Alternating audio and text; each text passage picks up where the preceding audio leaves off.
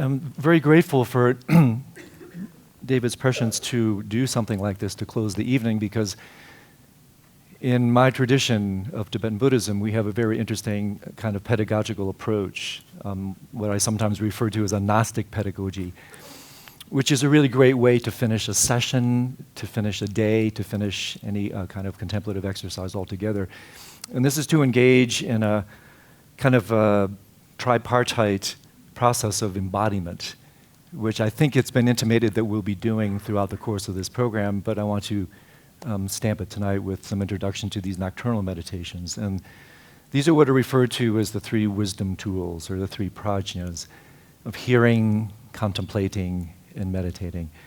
And I think they're marvelous ways to ingest, digest, and metabolize teachings, because otherwise what happens is, as you well know, without some embodied component, the teachings can become constipated.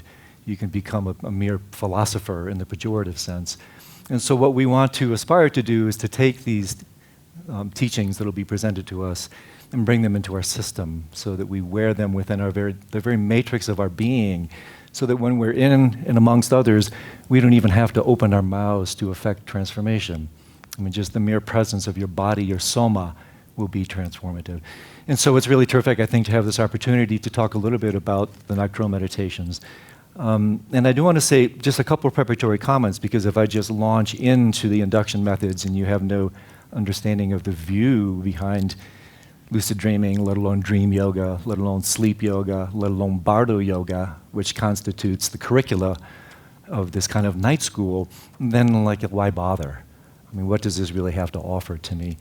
And so when this first was suggested and I make this presentation, I'm sure, in fact, some of you may have already had this, well, geez, let's keep it real. Why deal with this dream stuff? But I think one reason we might want to do it is because the nocturnal meditations beget the question, what is real? And they can be highly illuminating in that regard. And so what the wisdom traditions put forth, in particular Advaita Vedanta and Tibetan Vajrayana Buddhism, is that if we are actually lucid to it, if we're awake to it, we are more in contact with reality in the dream state, the subtle dream state, and in direct contact with reality in the causal deep dreamless state. And so we actually have it completely backwards. We are the most asleep in this so-called waking state. And if we can maintain lucidity, we are the most awake in deep dreamless sleep, which is why, of course, Ramana Maharshi could famously say, that which does not exist in deep dreamless sleep is not real. And so we'll come back to this tomorrow when Dr. Quagli and I talked a little bit about VR and lucidity and this archetypal question of what is reality. So the spirit of these nocturnal practices altogether, I think, is worth iterating here. And the analogy that I've come up with is that it's very similar to what happens if we were to completely illuminate this room and just saturate it with light. And then all of a sudden the lights were removed, or we were to step outside. For the first few moments, of course, you can't see a thing. Your pupils are highly constricted in the daylight. And then so when you step into the dark, you're actually blinded by the light. But yet if you remain with your eyes open in the night, and that is in fact what these nocturnal practices do, is they teach you how to keep your night light on, how to keep your night eyes open, you slowly start to see things that have always been there, but you've never seen before. And so this kind of charter of making unconscious processes conscious, which one could argue is one of the kind of themes of liberation altogether, is what underlies these nocturnal practices. And so also when we engage in these meditations, and if you undertake this invitation, you will discover, as I have over decades, is that you're studying origins when you study darkness. In both Greek mythology and actually the book of Genesis, it's put forth that darkness always precedes light. Every day arises from the dark. Every thought arises from the dark, returns to it. Every moment, and even cosmologically, one would argue that even the entire cosmos arises out of background darkness and returns back to it. And so if we can establish a relationship to darkness, we will see things that we've never seen before. This is why, even in a kind of colloquial sense, why astronomers put observatories on top of mountaintops where there's no light pollution. They peer to the edges of the universe to kind of determine the origins of the universe by pulling away from distractions of light. And in a highly analogous fashion, when we engage in the nocturnal meditations, or in particular, if you do things like dark retreat, the Bardo retreat to prepare for death, you turn the inner scope of the mind upon itself. And in so doing, when it's removed from the distractions of artificial light, you will in fact see things you've never seen before and can come to determine the nature and the origin of mind itself. And this is why Carl Jung could say, again, quite beautifully, one does not become enlightened by imagining figures of light, but by making the darkness conscious. And darkness, of course, is a code word for ignorance, for the unconscious, making the unconscious conscious. And so the other reason to consider engaging in these practices is that these practices, dream yoga helps you explore the subtle state, sleep yoga helps you explore the causal state. And if we are not familiar with these states of mind, we're leaving out 2/3 of reality. Our practice is not integral. Our practice is not complete. According to the Tibetan view of mind, if you can't practice in the dream state, this is a very humbling assertion, if you can't maintain practice in the dream state as you practice in the daytime state, your meditation is considered incomplete. And so until we can bring this proficiency of stability into the dream and deep dreamless state, our meditation is in fact incomplete. And by engaging in these practices, this is a kind of a exhortation from the Tantras, it is put forth that the meditations we can accomplish in the dream state can be up to 9 times more transformative than what we do in our waking meditation, because you're working with the tectonic place of your experience. Backstage always runs on stage. Unconscious processes dictate so-called conscious experience. And so when you work with the strata, the foundations of your mind, the most minor fluctuations in these deeper dimensions can have vast surface implications. And so this is another reason we may want to consider these things. And then lastly, before we get into this, these nocturnal practices reveal, and it's interesting with some of the preparatory comments tonight, intimations about blind spots and the inability to see. What these practices reveal are in fact a host of blind spots.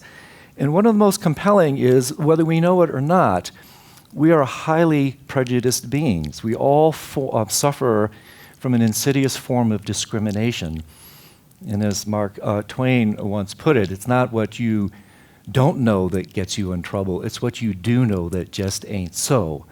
So we think that waking reality is the only way, waking consciousness is the only way to perceive reality. And so we all suffer from this acute form of wake centricity, that this is really the only way to see things. It's really a subtle form, I might argue, of a type of subtle consciousness, white supremacy, where we have a fear of all things dark and shadowy, including these dark so-called states of consciousness. And so we're wake-centric, of course. We're wake-centric because wake-centricity is a form of egocentricity, yeah? Ego is only fully operational and online in the waking state. And what happens when we fall asleep, ego slips and falls out of its operative domain. And so what it does, in a highly similar fashion to what the nobility of science does when it slides into scientism, or what Ken refers to as quadrant absolutism does, what happens is wake-centricity, or the egoic mind, then dismisses other states of consciousness it can't fully experience. It colonizes, dominates, and dismisses other states it can't experience. And in so doing, of course, it's leaving out a vast majority of reality. And this is why Ramana Maharshi said in one of the most beautiful quotes I've come across, he says this: "The sage dreams, but he knows it to be a dream. In the same way he knows the waking state to be a dream. Established in the state of supreme reality, the sage detachedly witnesses the other 3 states, waking, dreaming, and dreamless sleep, as pictures superimposed onto it. For the sage, all 3 states are equally unreal. Most people are unable to comprehend this because for them, the standard of reality is the waking state, whereas for the sage, the standard is reality itself. And so if we can again bring up these blind spots, we can establish a healthy relationship to them and in fact wake up from them. So what we're going to do, I want to give you a little bit of some induction methods that we can take home. Or in a sense, take up to our rooms. And this is a kind of a temple reconstruction project. Is one way I refer to it, because this dismissive relationship we have to sleep and dream was not the way it originally was. In the great traditions of Mesopotamia, Chinese, Egyptian, and in particular the Greeks, they had a very sacred, elevated relationship to dream. And kind of archetypally, in the healing temples of Asclepius in Greece, as many of you may know, supplicants would go into the healing temples. They would undergo ritual purification practices. They would supplicate. They would engage in liturgical practice and fasting, all as a way to create a proper environment to receive a dream from the healing physician. And then, unfortunately, what happened with the appropriately named Dark Age and the church fathers, who some of which deliberately mistranslated ancient Hebrew texts, the dream state and dreams altogether were progressively demonized. And so we were effectively evicted or thrown out of the temple of sleep. And so really when people like Freud and Jung and others came along, they weren't so much innovators as they were restorers. They started the initiation of this kind of temple reconstruction project. And so we can, in fact, reconstruct our own temples of sleep every single night when we go to sleep, creating the proper conditions so that when we descend into these states, we have a much higher incidence of lucidity. And that's what I want to do for you now and send you up into your rooms, okay? And so with that in mind, there are a number of techniques. There's obviously a vast literature here. And in a short period of time, I want to create kind of the bullet point instructions here. And the idea is that what we're doing here, mixing my metaphors, is we're trying to create with these induction methods a kind of atmosphere. If you ever been to Smithsonian Institute and you've seen them create a flash of lightning, I remember when I was a kid, it was a pretty cool thing. If you create the proper atmospheric conditions, the lightning bolt just flashes. And it's similar, completely analogous to what happens by creating the proper conditions. In the Buddhist tradition, it says the preliminaries are more important than the main practice. So if you work to create these proper holding environments, mixing metaphors yet again, a proper field of dreams, yes? If you build it, they will come. If you create these atmospheric conditions, then basically the conditions will co-conspire to create these flashes of lucidity. And so in a bullet point fashion, these are some things you can try. So the first, in many ways, kind of what I call a super technique, is to set a very deep, heartfelt intention. So this is a diurnal practice. You start doing this during the day. The etymology of the word intend literally means to stretch towards. So what we want to do to create lucidity in the sleep and dream state is, which by the way is a hybrid state of consciousness, where the conscious mind meets the unconscious mind directly, we want to stretch the conscious mind into previously unconscious domains. And the power of intention is without peer. I mean, we know this colloquially. If you have to catch a plane, you got to get up at 4 in the morning, you don't have an alarm clock, you can set a very effective internal alarm by creating this heartfelt intention. And in fact, I was at a recent talk with the meditation master, Tsoni Rinpoche, and the only induction method he presented was the power of intention. So what we do then throughout the day, it's a little bit like, the analogy I use is like you're installing all these pop-ups with this little mantra that are going to ping into your dream state to clue you into the fact that you're dreaming when you're dreaming. It works with the principles of bidirectionality. What we do with our conscious mind affects our dreaming state, whether we know it or not. You go to sleep in a stressed out state, you're going to have stressed out dreams. The nighttime mind reflects the daytime state. And so by creating this intention, and here's the mantra, a dharani, that you can say to yourself during the day, is a way to stamp this intention also. Insert a little bit of emotion. It's like adding octane to the intent. Insert some emotional charge and say something like this. Tonight, I will have many dreams. I will have good dreams. I will remember my dreams. I will wake up in my dreams. Recite that as often as you can. Install these pop-ups. And then as you go to sleep, as part of good spiritual sleep hygiene, you ramp it up using the laws of what are called proximate karma, last thought, best thought. As you lie down, recite this kind of mantra 7 times and gently perfume the night. It's interesting in the Buddhist tradition that sleep is called a variable mental factor. It's either positive, negative, or neutral depending on the immediately preceding conditions. So we want to make it positive by perfuming our atmosphere with this type of intent. Secondly, very practical, power down. Tonight I will have many dreams. I will have good dreams. I will remember my dreams. I will wake up in my dreams. And then don't just flap your lips. What creates the power of intention is heartfelt aspiration. Okay?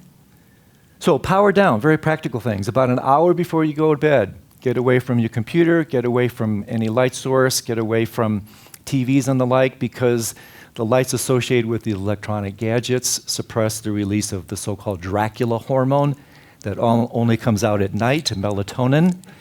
So the more you keep your night light, physical night light on, the more you diminish the internal night light. Keep your room cool, 62 to 68 degrees. And keep your room dark. We suffer from a very interesting kind of darkness deficit disorder. Some very interesting data has come out recently that over the last century, 3 to 6% a year annual increase in artificial light, which is having insidious, deep, deleterious effects on ecological systems and actually human systems. We are losing the dark and we are losing our way because of it. It's actually a subtle signature, I believe, of the Kali Yuga, of the Dark Age. No caffeine after lunch. Caffeine has a very long half-life, as you know. Alcohol doesn't help. It has a very strong rebound effect. It'll help you go to sleep, but as you know, it'll wake you up a little bit later on. Thirdly, switching into an inner yoga. Dream yoga is an inner yoga because it works with the inner subtle body that supports the subtle dreaming mind. And it's also referred to as a wind yoga, and this is where it gets very interesting. The inner yogas are wind yogas. They work with the inner respiration of prana, lung, or chi. And as it says in the Kala Chakra Tantra, for one, wind is the most powerful element in the universe. It is that which creates and destroys individual and collective world systems. And if it can do that, it can surely ignite lucidity, yes? So what we do is we use the power of these internal winds as a way to basically unwind. So it's interesting, during the course of the day, during the course of these programs, you will notice how the winds tend to arise. They tend to accrete in the head chakra, which according to the inner yogic systems is actually where consciousness resides when you're awake. And when we go to sleep, what we do is we literally unwind, we unwind. And during the course of the day, you will notice how the winds arise. And it's very interesting to me that the Western symbol of the necktie is symbolic of how we in the West choke off these winds in this upper chakra system.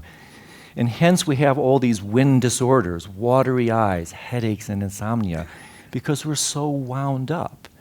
So what we want to do is we want to wake down, release our neckties, release these inner winds, and allow them to descend. If they didn't, by the way, you would never fall asleep.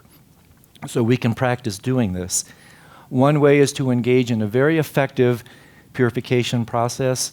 You hold your hand in this particular posture. It's called the fist of non-aggression, because if you punch somebody this way, you would break your thumb.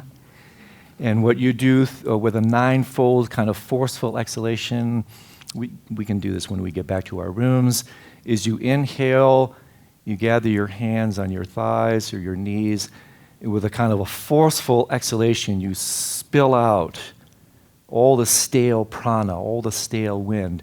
And if you do this over a course of 9 meditative exhalations without hyperventilating, you will feel these winds start to drop.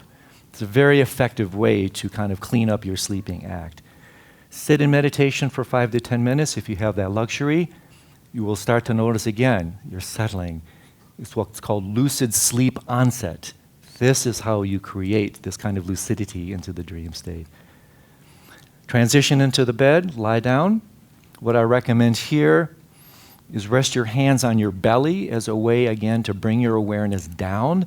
You want to bring your awareness from the head chakra to the throat chakra, which is where the mind resides when we dream. And in deep dreamless sleep, deep meditation and death, parenthetically, the mind resides at the level of the heart chakra. So you want to bring these winds down. And so what you can do here is lie down, put your hand on your belly. I always do about 21 kind of deliberate respirations. I'm counting here with my kind of diminution, decrescendo, downshifting, because my usual propensity, just through the power of association, is that when I lie down, I tend to just default into ignorance mode. I capitulate into the usual non-lucid approach to sleep. So to counteract that, hands on belly, 21 respirations, somewhat more deliberate counting. And then to work with the inner yoga is very interesting, and try it and see if it works for you.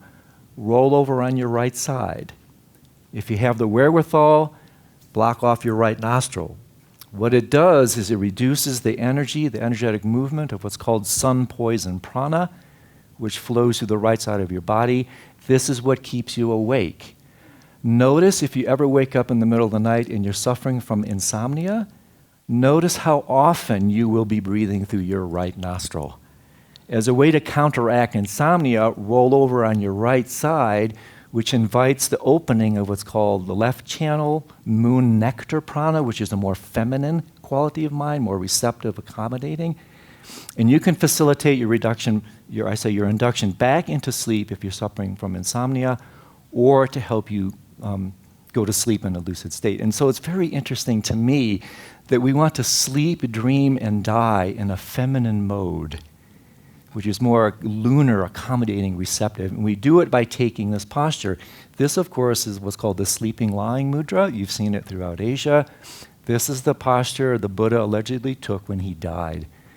So not only is it fantastic for sleeping and dreaming, it's a great posture to assume when you're actually in the death process. And then lastly, the next thing you do with the inner yogas, it's an incredibly interesting thing to experiment with, is you bring your awareness to your throat center. And there are a number of different options here, but you can basically visualize most simplistically like a little red pearl. Every chakra has a kind of frequency, color. You've heard these sorts of things. And so by inviting your attention into the throat center, what you're doing is you're actually inviting consciousness to move into the center. This is a large principle of how the inner yogas work. Because as they say, where the mind goes with the visualization, the winds go. Where the winds go, they're called bindus, the subtle drops of consciousness. Where the winds go, the bindus go. And where the bindus go, so goes consciousness. And so whether we know it or not, we are dictated by the kind of processes of this inner subtle body, whether we know it or not. Right now, the bindus are here. Deep meditation, dreamless sleep, or death, whether you know it or not, they're going to be here. In the dreaming state, they're going to be here. And so what the inner yogas do using the power of visualization is you can volitionally move these bindus to these different chakras to therefore bring about certain states of consciousness. And you can become so proficient in this that you can go from the waking state into the dream state with full lucidity. It's literally called in the West, Stephen LaBerge coined the term, waking-induced lucid dreaming, the acronym of which is appropriate, it's WILD. You can go from here, from waking to dreaming with full lucidity, never losing an instant of consciousness, and enter a lucid dream on the spot with proficiency. And so really, just to sum this up, so what we're doing, again, mixing all my metaphors, the other thing that we're doing here is we're replacing this kind of archetypal Western relationship we have to consciousness, which is either as black or white, it's on or off, it's dead or alive. It's represented in these light switches in this room, yeah? So what we're doing with these practices is we're installing a type of dimmer where we can grade our mind, we can titrate our consciousness as we descend into sleep, and we can maintain using this metaphor, a few photons of awareness as we go from the full waking consciousness state into the dream and into the dreamless state.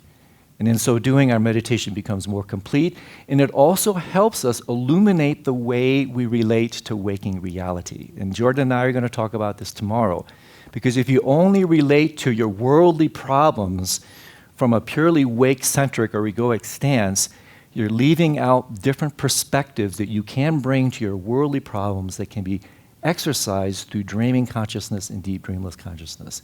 So this is not just kind of metaphysical mumbo-jumbo. Cultivating this type of awareness can help you solve your worldly problems. Many studies have shown that lucid dreamers, and the Buddha really was the ultimate lucid dreamer, lucid dreamers are better at problem solving because they have these increased capacities for perspective, which, as Ken has written about repeatedly, heightened perspective is a central ingredient of evolution itself. So you're working with the evolutionary capacities of your mind-body matrix when you engage in these practices, whether it's a diurnal practice or, in this case, a nocturnal one, yeah? So here's a final quotation and we're done. This is from a beautiful book by Barbara Brown Taylor, Learning How to Walk in the Dark. Fantastically elegant book from a Christian theologian. A bed, in short, is where you face your nearness to or farness from God. Whether you are in pain or not, whether you are an anxious person or not, even, I think, whether you are a religious person or not, a bed is where you come face to face with what really matters, because it is too dark for most of your usual shallowing distractions to work. You can turn on the lights if you want, but they are all artificial. The most they can do is postpone your encounter with what really matters. They cannot save you from that reckoning forever. Today's seekers seem more interested in getting God to turn the lights on than allowing God to turn them off. So this is one way to turn these lights off properly and with some elegance. So pleasant dreams.